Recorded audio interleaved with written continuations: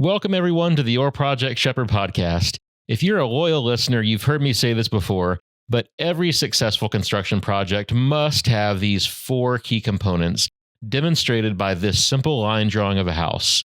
The foundation is proper planning. The left wall is your team. The right wall is communication, and the roof protecting it all is proper execution.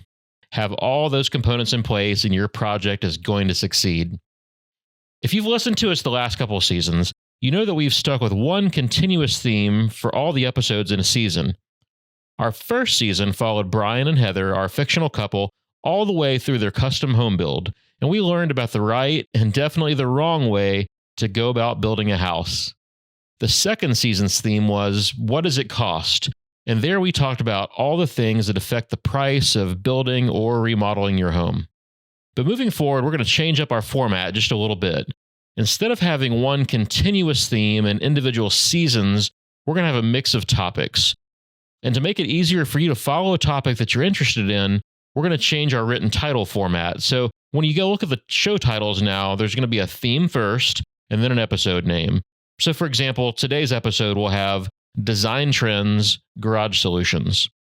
And we're working on a bunch of episodes right now with our friend Toner Kirsting about building performance failures. So for those, you're going to see something like building performance failures, foundation, or framing, or whatever that is. And I think this is going to give you a good variety of topics, and honestly, it just makes scheduling guests a lot easier for us. So all right, on to today's topic.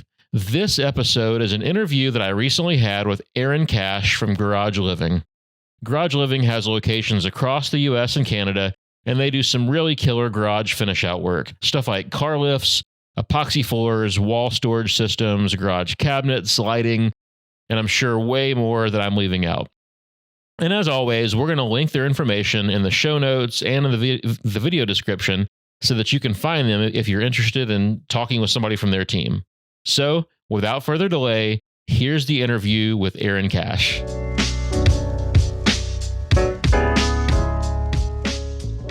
So Aaron Cash, thank you so much for joining me today on the Your Project Shepherd podcast. Thank you. It's a pleasure to be here.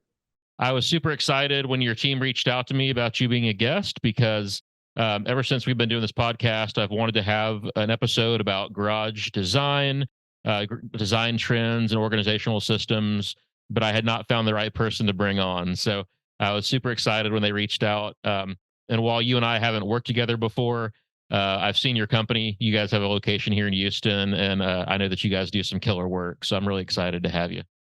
Great. Thank you very much.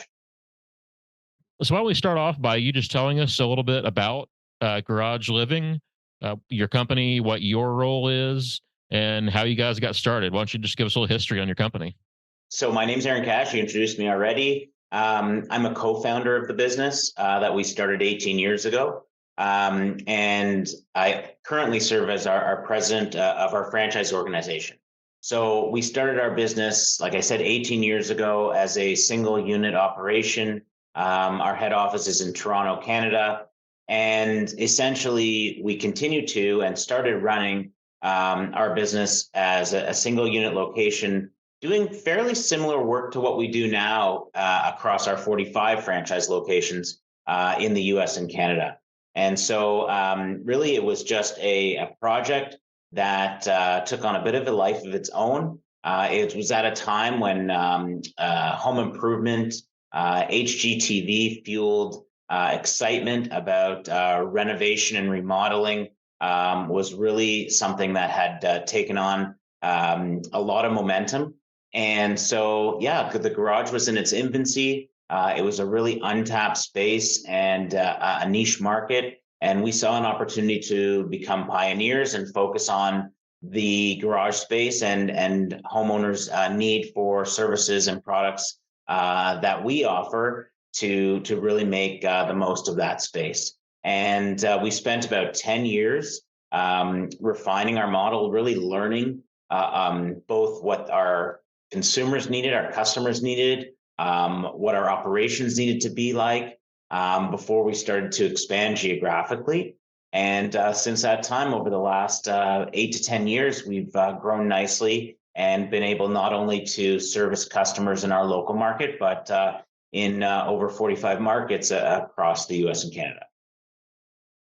Awesome. I think for a lot of people, the garage tends to be almost an afterthought when they're building, remodeling their house. But for most people, it's a space that we use every day.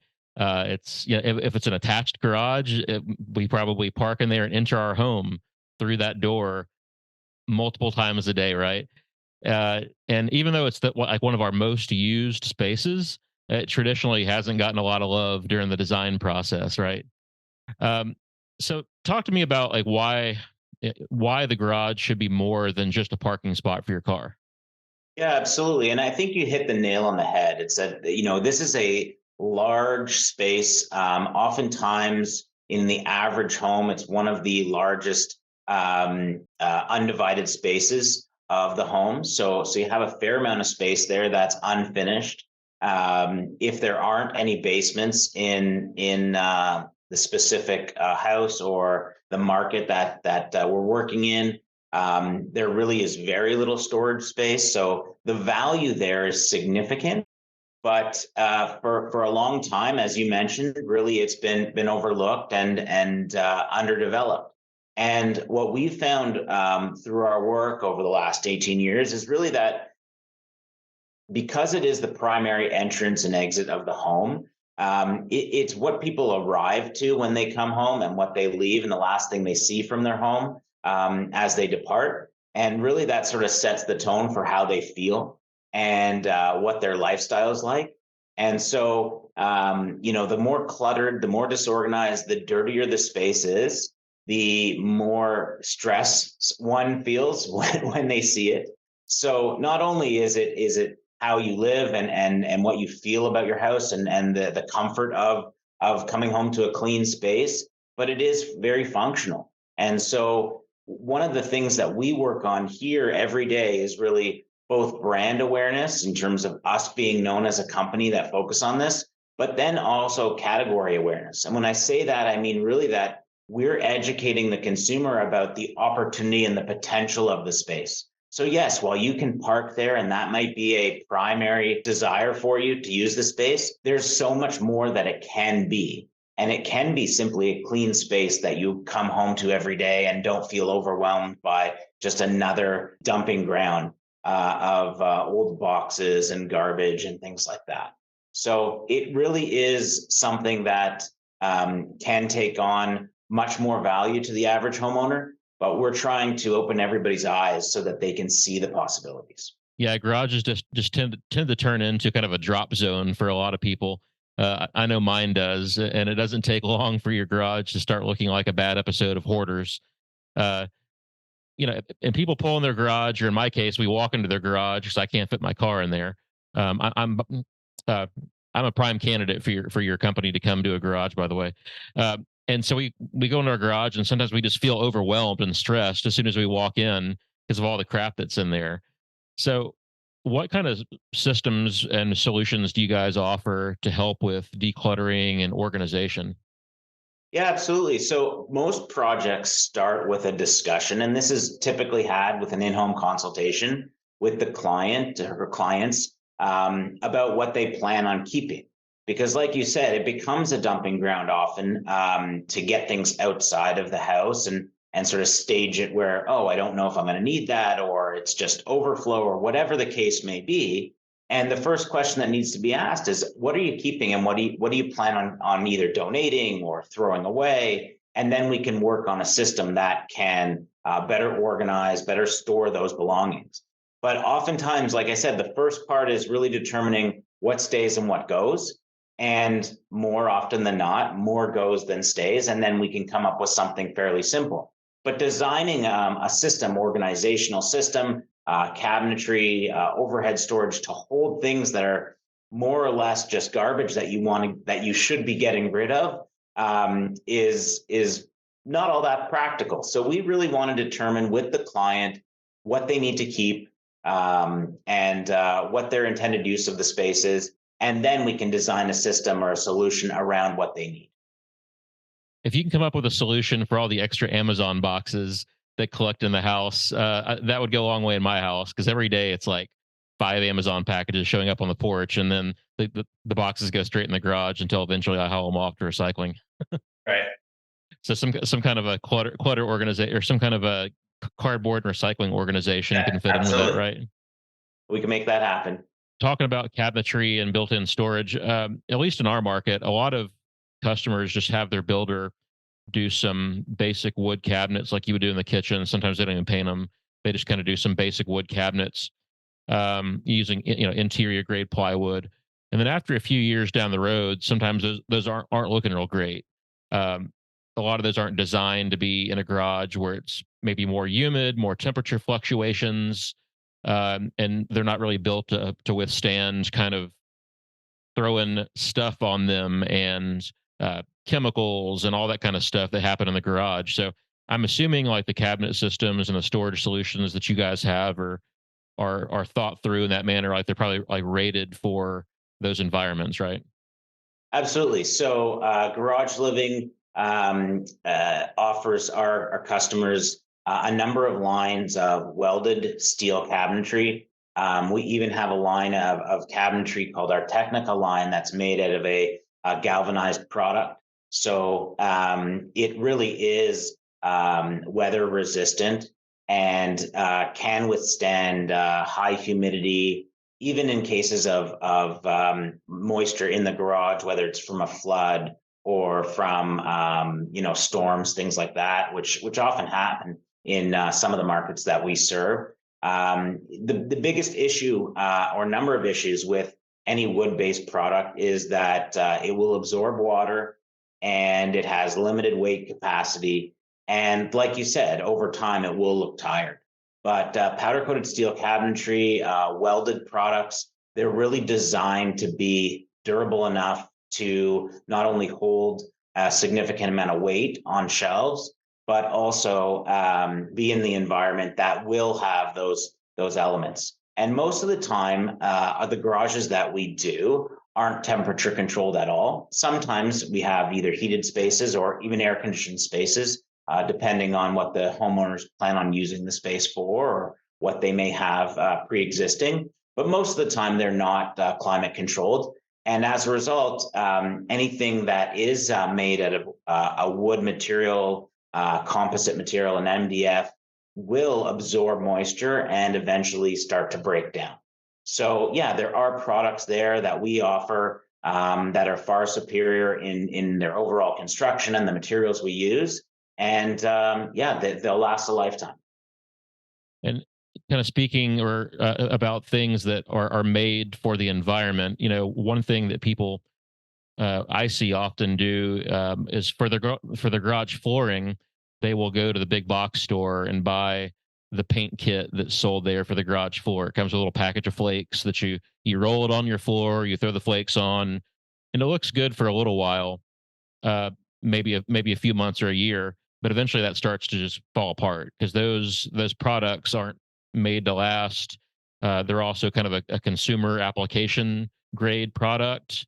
But so talk about like what the difference is in like a professional epoxy finish like you guys do versus that big box store kit that the homeowner might buy. Absolutely. So, Garage Living offers a polyaspartic coating system called Floortex. It's proprietary to us, and it's somewhat different than epoxy. But I'll talk about your question first in terms of the big box store kits. Um, the big box retailers offer a lot of different products that homeowners can install themselves. Some of them are great, and people that have the skills can take on those projects, and others are not that great and probably ones that are best left to a professional to do. And I would argue strongly that this is one of those cases in which, yes, they sell a kit there, and they have instructions on how to apply it, but it simply isn't as good as what a professional organization can do, both in the quality of the product and also the application. So the quality of the product is just there. We're talking about night and day. They're not on the same level. And as a result, the cost would dictate that this is a less expensive, quick solution. Whereas a professionally installed product costs much more, but it is going to last that much longer and has a warranty and is installed by professionals. So the first thing that makes the biggest difference even if you had the highest quality product available to you as a homeowner, is the preparation. And it's no different than preparing a surface before you're going to paint it, whether that be sheetrock or stucco or anything else. Homeowners don't have access to industrial type diamond grinding equipment that will prepare the floor so that they properly bond to whatever coating is put down. And so, whether it's, suggested acid wash or a sanding of sorts, it really isn't sufficient in order to create a proper bond. And as a result, those systems do fail after a very short period of time, which can be incredibly frustrating to the homeowner. So, I would say to someone, a family or friend, if they ask me, well, I can't afford to, do this right now in terms of a professional flooring product for my garage. Should I go about doing that? And my suggestion would be no. I would suggest you wait until you can either afford to do it properly or not do it at all. And simply because it's one of those things that you're going to be doing time and time again, that's going to become more of a headache than it is a benefit. But when it's done properly and when it's applied by professionals like Garage Living using our FloorTex product, it is guaranteed to last. And not only is the quality of the product that much superior, the appearance of the product, you mentioned that little bag of flakes that sort of gets sprinkled around very sparsely over the entire floor. All of our floors use what we call 100% broadcast application, which means every square inch of the floor is covered by that decorative flake material. And so you don't have this sort of very inconsistent coverage type pattern. It really is consistent. And like I said, is a professionally installed product and looks that way. So that would be, I think, my pitch to any homeowner thinking of doing something themselves, whether it's this particular application or anything else, is that, does a professional service really make that much of a difference? And in this particular case, I would argue it really does. Yeah, absolutely. You might spend a couple $100 buying the kit from the big box store and doing it yourself versus you're probably going to spend in the thousands to have this professionally done. Um, but if you do if you have to do it every couple of years to refresh it, obviously it's gonna catch up. And just the frustration, and every 2 or 3 years, if you have to move all the stuff out of your garage to redo it, that's such a hassle. So do it right the first time, use the right products, let a professional do it. And like you mentioned, the thing that I see that's kind of not done properly is the preparation. People just go in, they roll that stuff on. They don't do the acid etching or the diamond grinding or whatever. And usually it's just, that's not important. We'll just get this done. We'll just roll it on. It'll look good. But it really does make a difference. Yeah, absolutely. And there are tons of videos online that just show someone buying the kit, applying it, and that's where it ends. Oh, it looks that much better. And they don't show you a week or two or a month down the line where there's issues with it. Yeah, we go into houses a lot and see it where it's all bubbled up, or it's just peeled away completely. So it makes a big difference. What let's talk about what people use their garage for other than just parking their cars, right? Because a garage has kind of evolved into a space that's more than just storage. People use them for home gym workout spaces. People hang out in their garage. You see like a lot of man cave setups in a garage. People have car collections and different affinities that they like to keep in their garage and show off. So let's talk about what options there are for those types of scenarios. Yeah, and I think you hit the nail on the head again in terms of the garage being a multi-purpose space. And like I said before, it's a large open space typically, so it can serve many purposes. And that's really up to the homeowner in terms of what they want to do, whether it's home gyms, a hangout space with a TV to watch the game, putting in a ping pong table for teenage kids to have some place where they can hang out. A place where even in the recent years where people were hanging out much more outdoors than they were inside the home due to the pandemic, it was a great place to sort of have an open air party and things like that. And I think it's important to say, we really don't build solutions that allow people to do those things particularly. What we do is we create the environment for which they can then choose how to use it. So whether or not you want to park your car in there or bring a pool table in or a couch and a TV or fitness equipment, you have the space completed to allow you to do that. And that typically will include the floor, as we just discussed, wall organizers, so that items you do need in the garage, regardless of what you're going to use the space for, whether that's sports equipment, gardening tools, things that you typically would have outside there still have their place, but they don't interfere with the overall open space that you may want to use for other purposes. And then the cabinetry as well. If you do like working on projects or you just need enclosed storage, everything does get put behind closed doors. So it's clean and you can then use the space for however you want without having everything all over it. So that's really the key, is that, we don't determine for the clients what they're going to use the space for. Obviously, they tell us sort of what their vision is. And we sort of say, okay, that can be accomplished, or you can use that now. And maybe down the road, you want to change what your purpose of the space is, and you'll still have the exact same shell that's completed in order to do that. So, like I said, it has a lot of versatility to it. It's multi-purpose. And all we're doing as a company that provides products to finish the space is creating an environment for you to use it however you think is best for your family.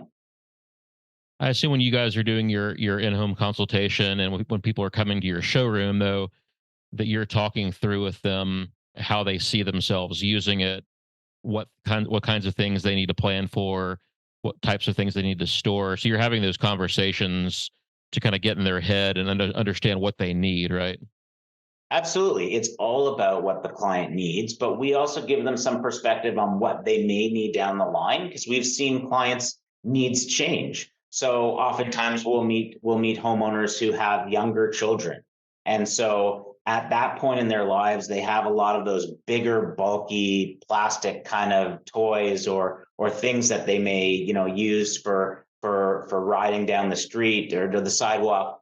But that only lasts a few years. And then, bikes they may have more of, or scooters or things like that. And then their needs start to change until, maybe they have teenagers and then they have more cars than they have space to park them. So it's definitely an evolution. And I think that we simply have these natural conversations with our clients about what they're looking for, what their current needs are, and then creating a solution that allows them to adjust the environment for their needs. So whether that's our wall organization system that has many different types of accessories to hang up different things and adjust things, and move baskets that may be lower down now while their children are young, up higher later on when they don't need to have them so far down low and they need more space in order for clearance for bikes. So our goal is always to understand what the client's needs are, their desires, obviously their vision, their budget. Those are all considerations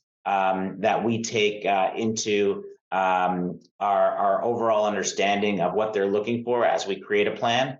But we also do our best to try and create something that has a lot of flexibility so that they can see value from the finished space for years to come. I love that because I'm in that stage of life right now where my kids are teenagers now, and so we Right. have a whole set of bikes that are in our garage that haven't been touched in a couple of years now, and now we have cars. Right.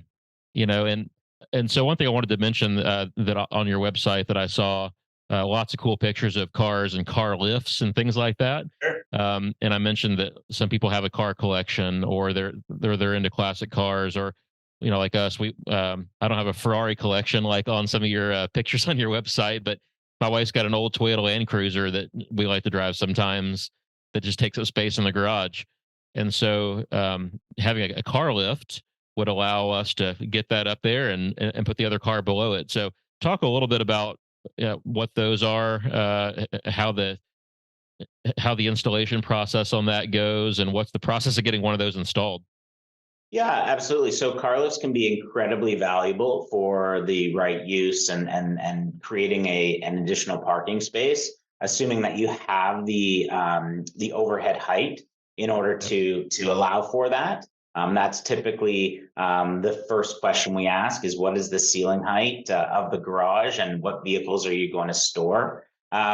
These aren't typically for daily use. They're not the type of lifts where you're going to add a parking spot and then lower that down to make use of every day. That becomes quite cumbersome. But like you said, it is for someone who may have a car that they use occasionally, or something that is a prized possession that they want to put away, or simply something that they just need to get out for a season, especially if we're in a colder climate and there's winter weather that they're not going to use that car during those times of year. So those are all considerations, but yeah, they're fantastic tools to create a parking space relative to adding an additional parking space, extending the actual structure to accommodate an additional vehicle.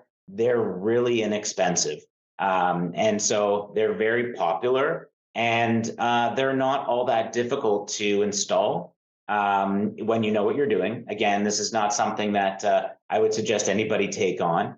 Yep. They're lifting, thousands of pounds of weight, so you want to have them installed properly. But yes, what we sell most often are 4-post lifts. So they're 4 posts on each corner. There's different lengths and column height that determine what the height of the vehicle that will be lifted and what the clearance below will be. And all of those factors are determined based on what the client's going to have to store and sort of what the height restrictions are. But yeah, basically we help determine that. We make sure they understand sort of what the space requirements are. And then the units are brought out and assembled on site. And most oftentimes they're not anchored to the floor, but they can be. There is the ability to move the lift with a caster set if you want to shift it from side to side in terms of the where it sits in the garage or some other applications that you may use that. But yes, I mean, the only major consideration that oftentimes we encounter is how the garage door operates and that height clearance. So what we have to do often is install a high lift conversion, which raises the height of the radius of the track where the garage door typically opens. So most oftentimes when a home is built, unless it's specified to be different, the door rises until the top of the opening, and then the radius goes right there, and then the door goes into the headspace at that point, which would typically cut off the overhead space for the lift to rise. So what we have to do is raise that radius to a much higher position, install a jack shaft or a wall-mounted garage door opener versus the overhead door opener that also is in the headspace, and then create a lot more headroom in order for that lift to fit. So that's an extra sort of piece of the puzzle that has to be considered before we can just go ahead and install one of these lifts and make it very useful for anyone, whether they have an expensive car collection or just a vehicle that they use occasionally. They're great products. Again, I think that there's different grades of products where they're manufactured and where some of the parts come from and who installs them and some of the brands. Those are all things to consider. But at the end, yeah, if you have someone that is really in need of something and this is a good solution, they can be a fantastic product. And like I said, relatively inexpensive compared to building out additional space. Yeah, I think especially in urban environments where the lot size dictates that you can't, you know, take up too much space with a garage on your lot just because you're just restricted or limited in that way. Being able to go up inside the garage, can give you that extra storage. We've definitely encountered that here in Houston, close to downtown on a narrow, 30, 40, 50-foot wide lot. You just can't put a 3-car garage or a 4-car garage on the property. And so having that option to go up is very advantageous for the consumer. Um, one thing I wanted to ask about is kind of return on investment, and I always hesitate to ask this because on this podcast we've talked a lot about how people shouldn't build these spaces anticipating that they're going to get their money back. It shouldn't necessarily be looked at as an investment because it's really more about your personal enjoyment and how the space is going to make your life easier, how it's going to reduce stress for you. But on some level, everybody has to think about ROI. Am I going to get any of this back when I go to sell the house? What's your take on that as far as the garage improvements go? Yeah, I mean, I saw a study last week that sort of put a number to it and said, a random $10,000 of appreciation by having a finished garage space. I don't know what research was done in order to create that actual figure. But I think that there's a number of things to consider that you mentioned. Number one, it's, really just your lifestyle. So I think, if this adds a lot of value to your lifestyle simply by having a clean space, one that has proper storage, organization, all the things that we've discussed, I think that that adds a lot of value. And I would argue that a potential homeowner would see similar value in that finished space. And it becomes one of those things where it's hard to say, okay, well, it's this much, like it's hard to quantify. However, if you're looking at two homes, one has a finished garage space that you may or may not go through when you go to visit the home through a showing, versus one that doesn't, and that space is dirty and filled with boxes. I think it's going to reflect highly on the homeowner with the finished garage space and how they take care of their home and what else they've put into it and how they've maintained it. And I would really like to meet someone and really understand what they're thinking if they think that the disorganized space is much more appealing than the one that's clean and organized. Because myself as a homeowner and someone who has had a lot of exposure to real estate, even just pulling up with curb appeal, a well-maintained front yard is worth a lot more than one that isn't, even though you can't say, having good maintenance is going to improve the value of your house by X number of dollars. So I think what you've said is really true. It's hard to quantify, but it's valuable to you as a homeowner. And I think it would be valuable to the next homeowner, especially if they're looking at multiple properties. And this is something that they may say, well, I may not have done this for myself, but I sure love it now that it's here. Yeah, I think in a good real estate market, a hot real estate market, everything's going to sell, right? But maybe when that market slows down a little bit, the home that has the premium features, that has that little extra wow factor, is gonna sell much faster than something that doesn't.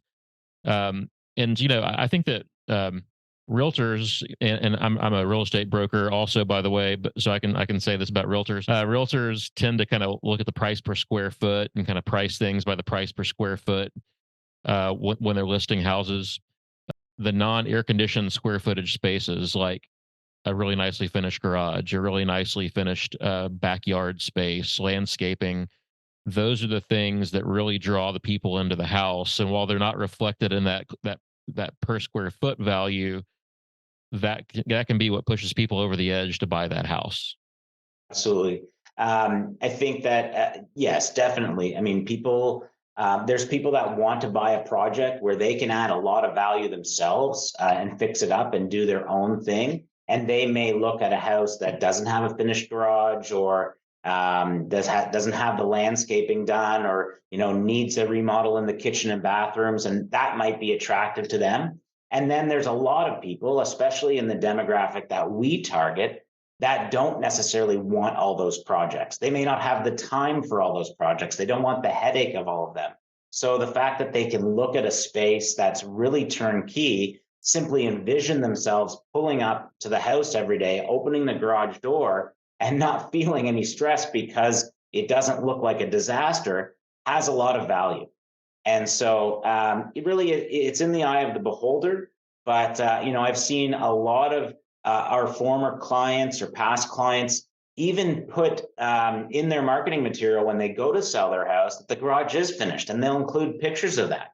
because it's something, it's an attribute. It's not something they think they need to exclude.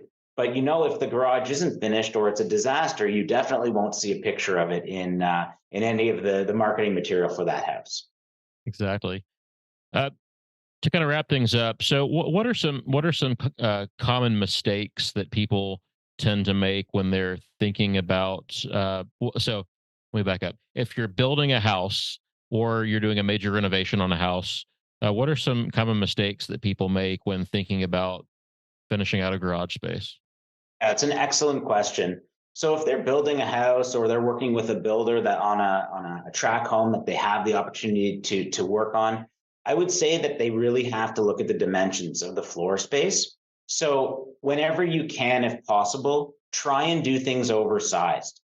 And what I mean by that is that yes, people want a two-car garage, but if it's really so tight that you can get your two cars in there, but barely open the doors in order to get out and then walk around to the back door or make use of the space, it becomes very difficult. But make it oversized, with additional couple, 2, 3 feet of depth, 2, 3 feet of width.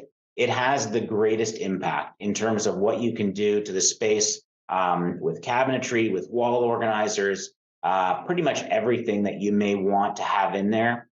The other thing is really consider sort of what the future is of your use. So if you plan on being someone that has electric vehicles, make sure that you rough in for a charging station.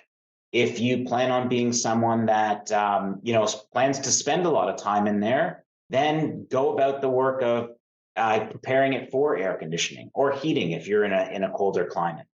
Those are all things that are easy and inexpensive to do during construction and are more difficult and more costly to do after construction. And then the last thing that I would add is make sure that you have good lighting, because oftentimes we'll go into garages and it'll literally be one incandescent bulb in the ceiling and with a fixture. And we'll go in and replace those and with LED lights and things like that, because that one bulb just really creates a dark sort of dungeony type of space, and good lighting makes the biggest difference. So those are a few just tips in terms of how to consider just some really great things to have while you're building a space. And then think about what you want today and what you may want in 5 or 10 years, because I think people's lives are constantly evolving, and so your needs are going to change. So try and think a little bit ahead to really understand what you might want down the line, and then you'll have those options to be flexible when that time comes. Awesome. And I also think that people need to, if they're building a new home, and this doesn't really apply to kind of track homes, production homes as much, but if you're building a new custom home, working with a builder, they need to involve you guys in the process early so they can plan for some of these kinds of things. One thing that we preach here is getting the whole team at the table together early. So if they know that they want to do this kind of garage, finish out, install these features, bring garage living on board early during design and planning so that we know that the electrical is where it needs to be, all those kinds of things that are setting you guys up for success. And it's also saving the customer money because they're now the wiring is in place. They're not paying you guys to run wiring after the fact. And kind of everybody knows what's going to be in the space when it comes time to bring you in at the end and finish it out. Absolutely, and I love that concept of bringing the team together. If I were building my own home, I would definitely do that because I'd want to make sure that we're covering all our bases. One example that I mentioned that would be something to consider is, it doesn't cost any more to do that high lift conversion the first time. But Right. if you are considering a lift and you have to now go and replace a brand new door or brand new tracks and operator, you've burned that money because you really haven't thought through with all the parties what you want to use the space for. And you mentioned electrical, plumbing. Lots of people like to have sinks in the garage or want to have a water source in a specific area. These are all things to consider prior to getting all the work done. And we love being part of that process. We love giving input to the client. Builders definitely have their ideas of what works and where things should be, and that's great. We consider ourselves experts in this space, and we want to provide our expertise to the client and also to the builder, because if the client's happy, the builder's life is a lot easier. And so anything that we can offer in terms of input or consideration on how things are to be built. Another example is, how the garage floor is finished, how the foundation is finished. Sometimes if we're talking about slab on grade construction, it's not an issue. There may be a riser at the back of the garage, how that's finished, how the steps into the house, if it goes up, are finished. These are all things that we can definitely add a lot of value on at that stage of construction, and at no additional cost. It's just simply, like you said, bringing the team to the table and having an open and honest discussion about what we've seen based on our experience and what we think would work for that particular homeowner. Yeah, just like we've talked about, architects and builders don't are not usually pool designers and landscape designers. So you bring those specialty people in earlier in the process. Most architects and builders aren't experts in the garage finish out. So I can definitely see conflict arising because, oh, well, we didn't plan our ceiling heights properly, or like you mentioned, the garage door height. If the architect specs out an 8 foot tall garage door with a normal track and opener system, that's they're budgeting $2,000 for it. Well, a side mount garage door opener, a jack screw with a different track system is going to be more than that. But if you plan for that up front, you're avoiding change orders in the future. You're avoiding just throwing your money down the drain. So, get you guys at the table early and let's plan this thing and set it up for success. So, absolutely. And we love to work on that. And oftentimes, I think one of the best parts of what we do is saying to a client, well, this is what you currently have planned. And this is why I think you may not actually like that when it's in place and functional. So like I said, if you can't open the door because there's something, whether it's a bulkhead or a pillar, right where you're going to park, I find oftentimes that architects and engineers on paper are not considering how that's going to work when a client's living in the space. And so, form and function is a key component to what we do and what we can provide advice on. And then obviously the finish is what it's going to all look like. But the basic functionality is a great thing to consider right at the beginning or right during the process. And we love to participate in those discussions. All right. Well, Aaron Cash, thank you so much for joining me today here on the podcast. I really appreciate you being here. Thanks so much. And we'd love to work with any of your listeners. And, you can find us at garageliving.com and engage one of our consultants in a discussion about how we can improve your garage space. Yep. And we will definitely put some links to your company information in the description on the video and the show notes and the podcast so that our listeners and viewers can find you. And to our listeners and viewers, thank you all for listening and being with us today.